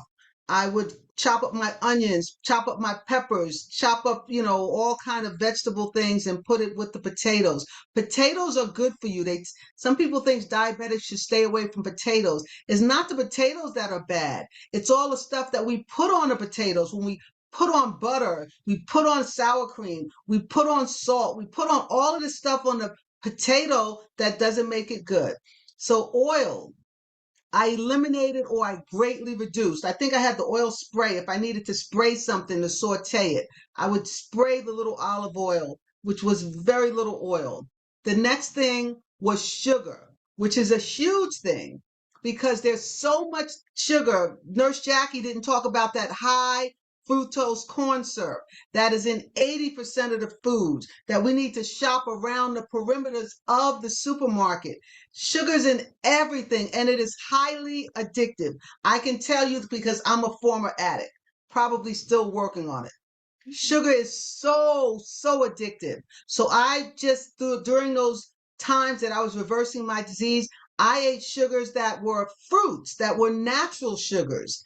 I learned to make a cake that was out of zucchini and out of carrots, that were out of natural foods, and learned to eat desserts that were made with fruits and dates. Dates are so delicious and they have such a high sugar content, but it's natural fructose. It's not high fructose corn syrup, which is found in just about everything, found in ketchup, found in every cereal. My favorite cereal growing up, Captain Crunch, high fructose corn syrup. And the last thing that I eliminated or greatly reduced, let me say, I said meat, I said oil, I said sugar, and I said dairy. The last thing is salt. So salt, I started cooking with either Mrs. Dash or what I would do, what they taught us to do with this program. You make your food, you cook your food. If you have to sprinkle a little salt on it afterwards, it's okay. And there's this soy protein. What is it, Jackie? That Bragg's. It's Bragg's. It has a lower salt content. So you can sprinkle little Bragg's on the food afterwards, which will give you that nice salty taste. Or you can cook foods and put a little vinegar in it, which will give you that nice salty taste. So salt, it's in so many of our meats. This is going to hurt somebody, but what is that? The meat, what is the meat that the luncheon meat is a class 1 carcinogenic. Luncheon meat is a carcinogenic. Carcinogenic, it's going to cause cancer. So there's so many things that is in our food that is causing disease. And if you have chronic disease, I will challenge you and I'll even walk alongside you because in Sister Soul Nutrition, we come together once, twice a week and we talk about these things and encourage each other. Food is addictive, but it's not the determining factor. As Nurse Jackie says, you determine what you put in your mouth. So I'm done. I done testified. It's Sunday. So Nurse Jackie, please answer probably 1 or 2 questions and then we need to sign up. We got 2 hands that have been up, so I want to at least entertain those 2 questions. And, Absolutely. and Nurse Jackie, there is a question about do you do private consultations? So if you can address that. But first, let's do Kathy. Are you ready for your question? I'm ready. Thank you so much. Pardon me being off camera. I'm in an environment where there are other people around.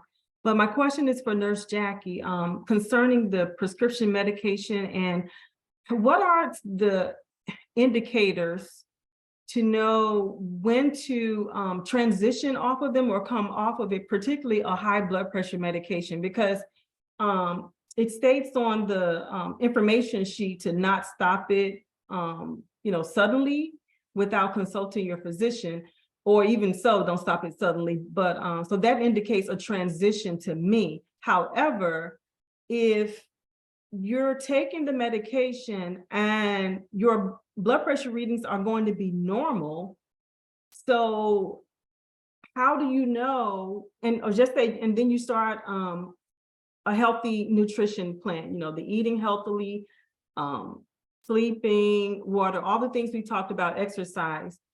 How do you determine when to come off of the medication, and should you decrease it or just go like cold turkey and stop taking it? I've never really understood what's the proper way to just say, oh, I can stop taking this medication now. So I would never just stop taking it because high blood pressure is dangerous, right? Having high blood pressure is what can lead to stroke, right? Whether it's a hemorrhagic stroke or an ischemic stroke, it's all related to your pressure, right? So the thing is, a lot of physicians don't want to take the time to titrate you down off of it. You should be titrated down, right? You should be changing your lifestyle. As I said with the other patient, he changed his lifestyle. He was taking his beet juice and he was exercising and changing his meal. So when he started to take the blood pressure, it started to feel unnatural to him when he took it, because it became too strong for him because he was taking other natural sources with it.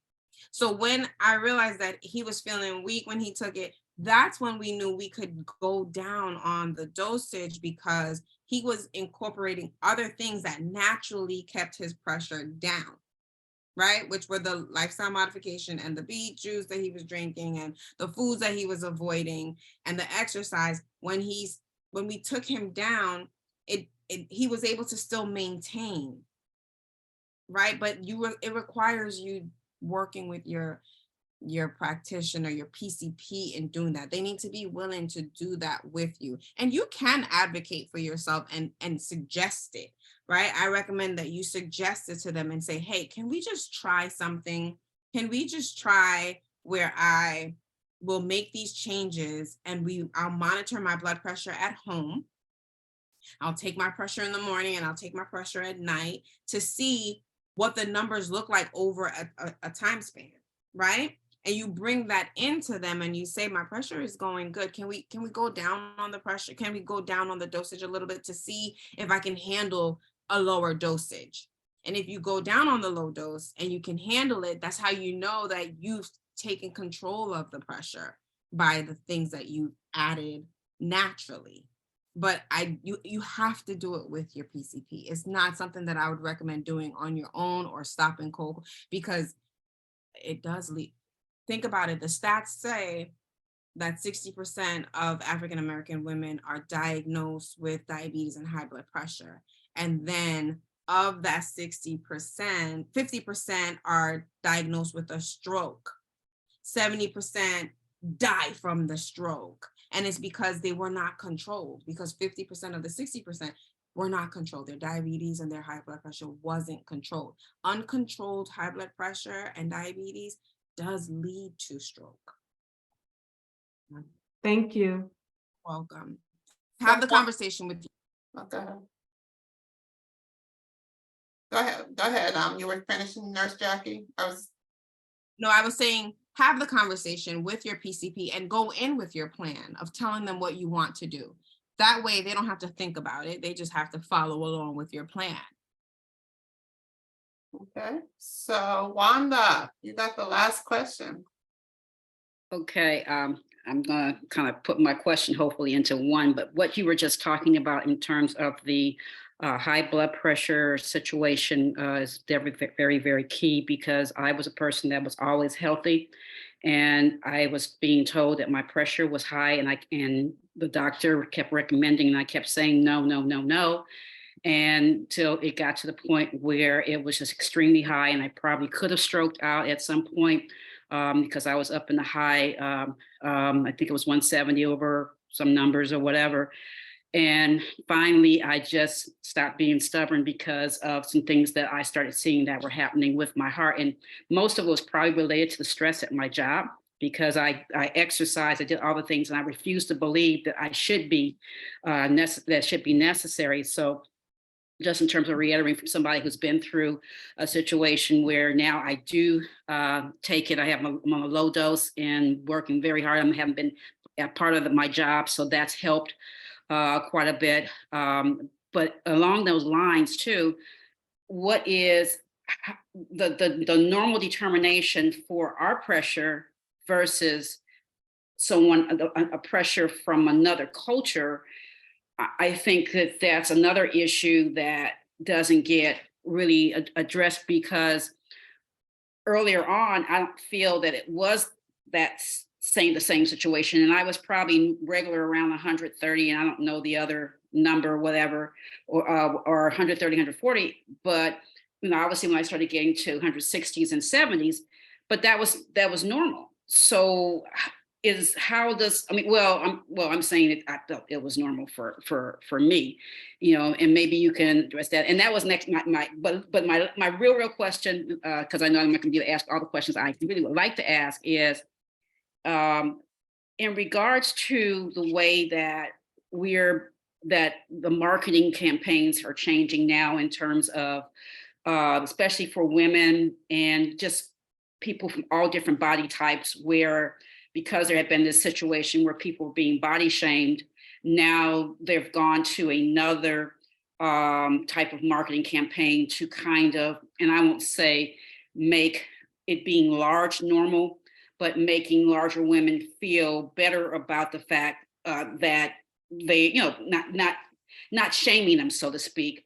Do you feel that that is going to be that's going to continue a lot of the problems that we have, because instead of women now maybe feeling more like they want to deal with the fact that maybe they really are obese, that because we're being made to feel that that's, everybody's, well, and everybody is beautiful, but I think you know what I mean. But still, it's at a certain point when you get so big, you are, to me, unhealthy. That's a good question. It's a very good question, because we are almost glorifying obesity, and obesity is very real in the Black community, especially for Black women. So can Dr. Sims, we've added you to the can you see that, Jackie, that he's here? Yes. Okay, so yeah, so one of you, anybody can address the issue with obesity and the glorification of it, and the fat shaming. Is that good or bad for our community? Do you want, Dr. Sims, do you want to go? Considerable surprise if I want sister she's always been so proud of Does Dr. Sims want to address it? Well, I'm not a medical doctor. I'm a doctor of philosophy. Oh, okay. So Jackie, take it away. but there are a few words that have come to me listening to all this. I'm a publisher. I publish books, and I published a little book called 52 Words That Every Adolescent African-American Male Should Know. I took the book to a school system. The school system said, we cannot publish this book or use this book because of one word. And I hear that here, the word genocide. And I said, well, no, genocide is going to stay part of the 52 words, because this is what's happening in our school systems and different places. I say all that to simply say this here. Genocide is real. They have a 50-year plan, a 100-year plan, a 20-year plan, a 10-year plan, a 1-year plan. And one of the ways that they get us to rid ourselves is by us using ourselves against one another. And food is one way. Diet is one way. It's not just what you eat, but it's how you view yourself. And when you don't deal with the trauma from your past, that trauma will lead you to a table where you eat comfort food that eventually kills you anyhow. So I don't want to go too far off the beaten path, but as someone who's an ordained minister, have a degree in hotel room management, have a PhD in ethical and creative leadership, and concerned about the plight of Black America in particular, food is one. Habits are another, whether it's drinking, smoking, what have you. Now, I have to say this to you, Sister Jacqueline Burke. You just hurt my feelings today, because I thought I was doing something with my oatmeal and brown sugar. And so now you have just helped me by saying, no way, Jose. But I am proud of everything you all are doing. I'm excited about learning from you all to help my brothers as well, because food is definitely one of the tools that we use to comfort ourselves, not realizing we're actually killing ourselves daily.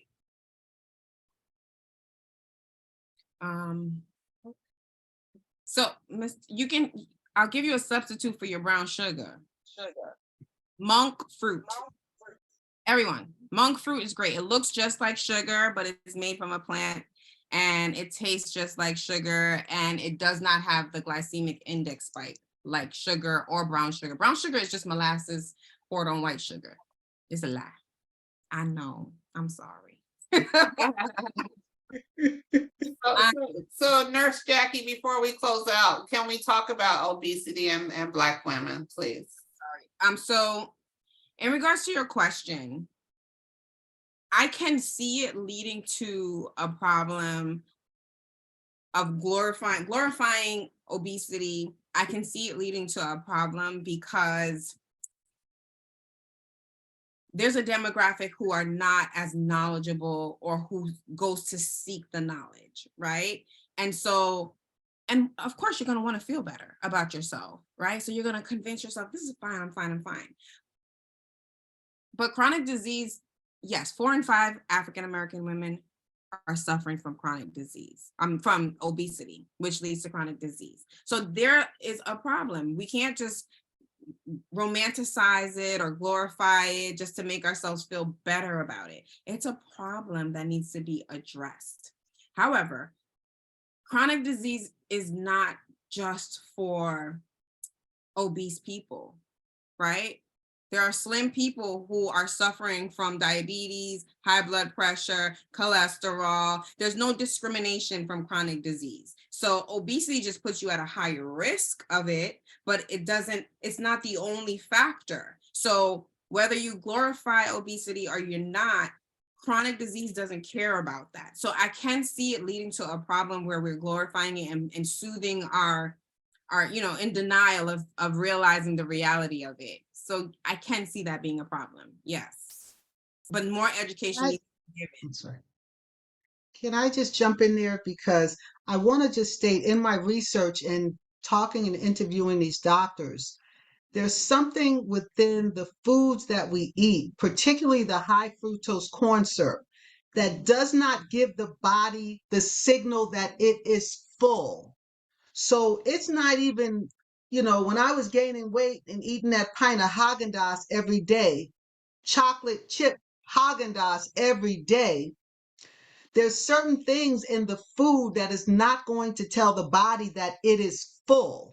So if my body doesn't get the signal that I'm full, I'm just going to keep eating. So if I can eliminate those foods from my body so that my body can work correctly and give me the signals that I've eaten enough, then that's good. And also, when I took those 5 things out of my diet, I basically had a diet with no calories, because there's a lot of calories in oil. There's a lot of calories in meat, there's saturated fat. So when I had basically a plant-based diet, my body was cleansing itself. It was cleansing everything that's out of my body. And I was dropping weight like crazy. And of course, people were like looking at me, are you okay? Is everything okay? You're losing a lot of weight. I started to see the bones in my neck that I've never seen in years and years. And the fat just kept dropping off. And then my final thing is that I have a sister who has high blood pressure, who has heart disease. She's a size 6.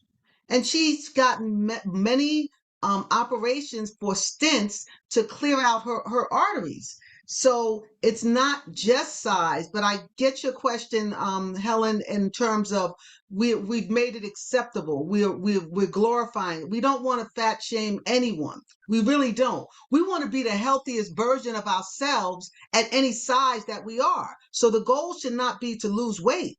The goal should be, how am I going to be the healthiest version of myself? So that's it. I'm done. Thank you so much for my closing comments. So this has been a very, thank you for your question, Wanda. And I'm sure a lot of you have questions. There's been a few people who have asked, Nurse Jackie, they want to know if you do private consults and how can they get in touch with you? Did you put that in the chats yet? Oh, I did not. I do. And geography doesn't matter because everybody's all over the place on this call. No, it doesn't matter because I do Zoom. I do it through Zoom. So that's really what right now, that's what I'm doing. Okay. Are these all from your community? All the women who were inquiring, they're from your community church? Yeah, the women who are on here, but people are calling in from all around the country, obviously. So we're not, a lot of people are in Jersey, but not everybody. Okay.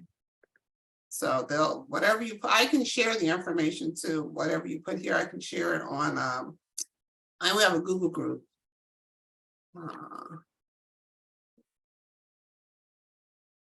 I see another hand. Did you have a question? See, did you want to ask a question real quick? Nurse Yeah, Jackie, can Helen, you thank put an you for the, email address and a website? Yeah, Email address, website? I'm putting it now. I'm just making. Okay. Helen, thanks for always bringing such informative panelists to the program. And this one definitely hits home for us as Black women. But I was curious, we didn't see two topics, and that was this proliferation of the semaglutides and the tyrosines. I'm not sure I'm pronouncing them properly, for these quote unquote appetite suppressors.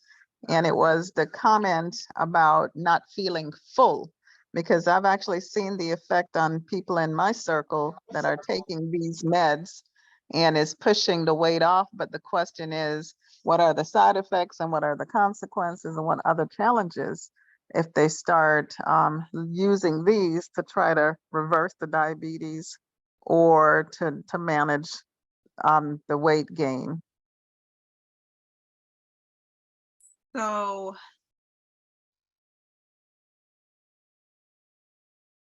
a lot of people who are taking, it's so terrible.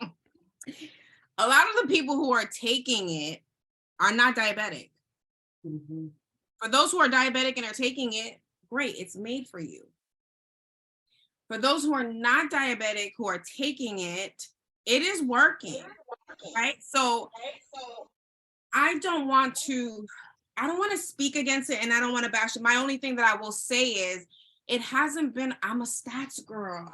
I'm a stats girl. Show me the numbers and then I can speak on behalf and I can trust it. I haven't seen the numbers yet for long-term results, so I'm on the fence. I'm still on the fence as to what are the long-term effects? What happens after you've taken it for a certain amount of time? Like maybe you can take it for 3 months and then stop, right? But I wouldn't suggest taking it long term. If you want to give yourself, I know someone who did it and she lost 12 pounds in the 3 months. And I'm like, okay, take that 12 pounds and run with it and do the rest on your own, So I don't, it's hard for me to have an opinion about it because show me the stats. It's so new that I don't know. I do have my questions, the same question as, what is this gonna look like in the long run?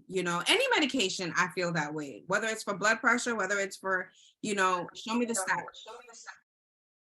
Yeah, that's a good one. Okay, last question for real. Rhonda, very quickly, please.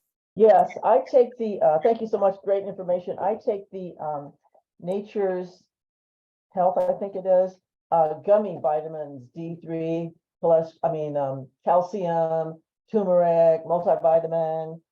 And are those okay? So I don't like nothing gummy. Let me just say. Because of sugar? Yeah, yes, it has to have some component of syrup and sugar in order to make it sweet and like we grown. We don't need to eat gummy nothing. I don't even want to give gummy to my kid. You know what I mean? Like, put away, finish it. Don't waste your money. But all the vitamins are those big pills, and they don't stay down. So I can't find the liquids unless there's a place to get liquid vitamins. I love liquid. Go on Amazon. Even Mary Ruth on Amazon has this new brand. Like I've looked it up. Her brand is good, and I love liquid. If you're gonna not do the pills, go with liquid.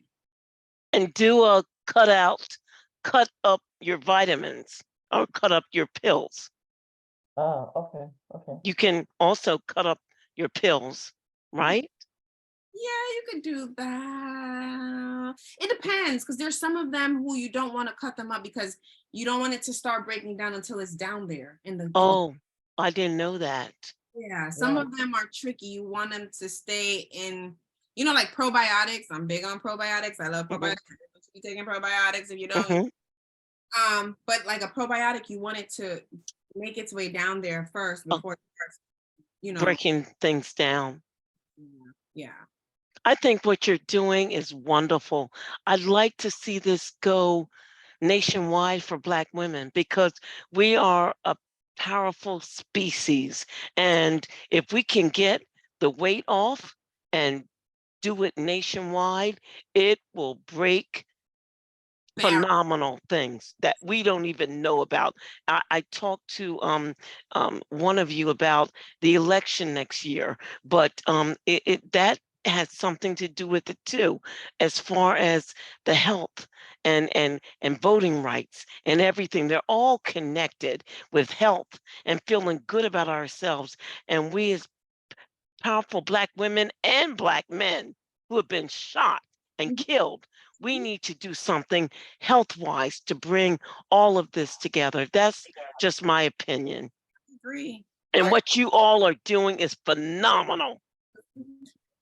I love it. Yeah, we're blessed to have had these ladies with us today. And I can't thank you enough. Like I said, I met Jackie in 2020, and I just love her commitment and her focus. And every time I talk to her, she's on a new project. She didn't talk to you all about her double Dutch. Tell them about the double 40-plus-year-old women doing it. I'm like, I can't either, but Jackie does double Dutch. Yes, 40+ double Dutch, group of ladies over 40 nationwide. It's Great. 50,000 women. Great. And they're in a city near you. And just, it's not about the double Dutch, it's about the community. It's Yes. about the positive community. Everyone can't jump double Dutch. Maybe you can hula hoop. Maybe you can hopscotch. Maybe you can sit there like I do and just do some old hip hop dances to hip hop music. But it's about the community. So I encourage everyone to find a community that you can be a part of, that you can feel good about. And I invite everyone on this call, as I said, to walk alongside Jackie and I. Let's get this film out there next year. Let's get it on a streaming service. We care about us. We love us. We're there for us. And I am grateful for you, Helen, to provide this platform. So let's do it. And July 12th, if you text WATCH to that number that's in the chat, the 609-400-4192, I'll see you on July 12th, where Brandy Harvey, the daughter of Steve Harvey, will be hosting that discussion and interviewing Nurse Jackie and Michelle Salters. That's wonderful. And let's also have a spa after all the workouts, all the preparation, all the determination to relax and love God. And Jackie, share with us very quickly about the house that you're about to open in Delaware, please. I am working on a wellness retreat house. It's 5 bedrooms, 2 bathrooms, and I am furnishing it with Ethan Allen furniture. Some I find on Facebook Marketplace, but I'm actually trying to get Nurse Jackie and Michelle Salters and a few other folks that are part of the film to come there sometime in August, that we complete our filming there at the Wellness House. Hopefully that'll be a spot that we can gather in Wilmington, Delaware, but it is in the makings, because we have to do some things for us, by us, and subsidize for us. And, we're the ones that care about one another. But thank you for Miss Helen for that opportunity. And I hope to see you at the grand opening. You can count on it. You can count. I know I said no questions. Miss Crystal, very, very, very, very quickly, please. She was the first one on the call, so I got to give her some dap. Go ahead. Well, thank you. I want to thank you, Helen, for just creating this platform. And ladies, I really enjoyed the both of you, the information that you brought to our ladies. I am in the health and wellness. I am very good in my health. I just want to be able to be of support to the both of you and join forces like in what you both are, set forth for us. And I look forward to the premiere. And Ms. Burke, I'd like to, excuse me. Oh, you're going in and out, but go ahead. We can hear you. Oh, I'm sorry. This is probably because yeah, the signal is not bad. Stay right there. Stay right there. Don't move. Right. So I just wanted to share that I do have a heart issue, but the thing is, I see a cardiologist just for the first time, and I have that. It's called mitral valve or regurgitation, but my doctor just wants to follow me up. But in my testing and everything, the day after my birthday, I look very young, but I'm 61. And my carotid arteries, they said both sides look like that of a 20-year-old. I wanted to share that. So just, yeah. So because I started at my age 20, you know, my diet and things, and I tell different ones. I used to eat roast beef and Swiss cheese. And shortly after that, it was like I had the problems with digestion. And I do see a gastroenterologist. I started at age 30 because I had colitis and Crohn's, but on natural things, I am fine. I'm not on medication or anything.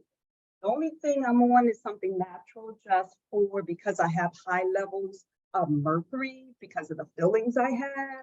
But other than that, I just take that natural, and the doctor didn't even say anything about it. He said my blood pressure was fine when I was there. So that's the only thing. Yeah, I just wanted to share that with you. So I do have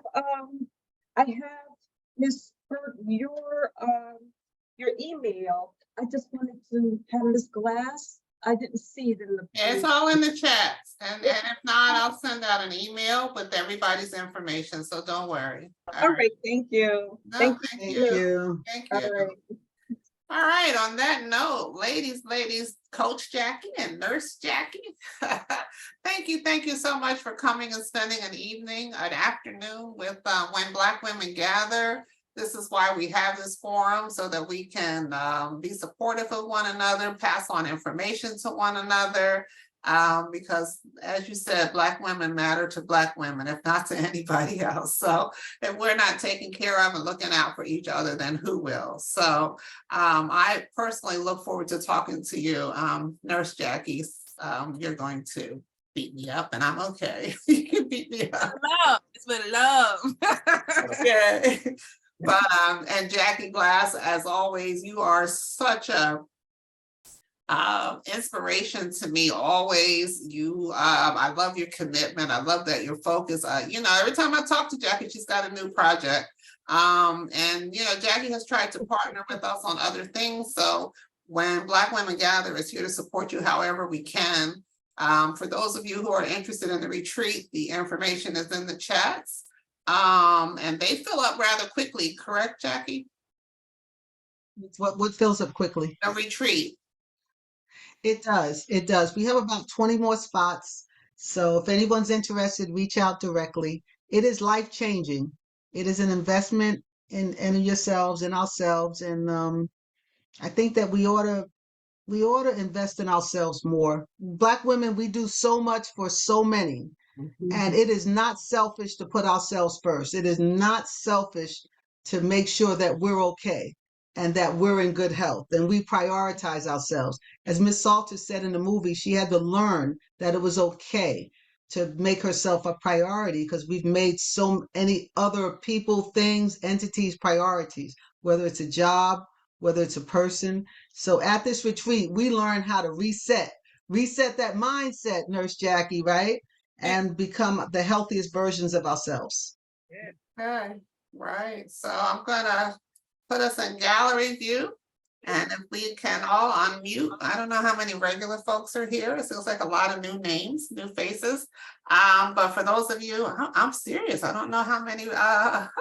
So what we do here is we close out the same way every week. And one of the slogans that we have at When Black Women Gather is that when Black women gather, amazing things happen. And this has been an amazing afternoon. Thank you all. This video will be available on YouTube. I will email it out to you. And I encourage that you join the channel, and then whenever I post stuff, it'll be there for you. So on that note, I say thank you all and good night. I'm going to stop recording. Good night, everybody. Thank you Thank so you all much. so much for all the wonderful This was amazing. Thank you. Yeah. Thank Thank you. you so much. Yes. God bless. God bless. Okay.